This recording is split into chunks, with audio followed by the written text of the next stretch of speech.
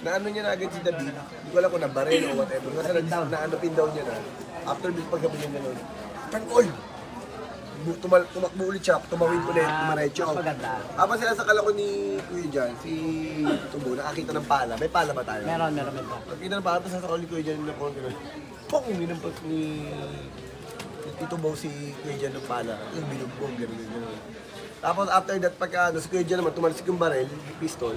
Pag ginugulpi siya, nakakuha niya yung pistol na baril niya sa Tito Bo, bagsak. Bagsak. Kaya kung nalos wala akong, na-choke na ako. Pagbagsak na Tito Bo na gano'n, biglang niyakap na ni Mami Pai si Tito Bo, ay si Kuya Jan. Ako naman, gumagapang na gano'n, sabi ni Mami Pai, Tanggol, tumakas sa ng tatay mo, sige na. Sagad. Ako naman ginawa ko, kinuha ko si Tito Bo, exit, daan namin sa basketball court, kinuha ko yung baril, Tito Bo naman, meron pang konting malay, kinuha naman yung shades.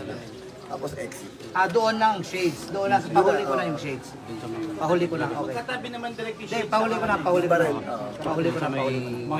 Kailangan makita mismo ni River na na pinapaalis ni Marites si Tanggol tsaka si... Okay. Para man saan. Aba. Okay. Dagdag pa konti, dagdag pa. Dito, lalo pa dito, kasi dami niyang mga gulong-gulong. Tapos pawis. Okay ka direct may pawis kahit may sipon. No?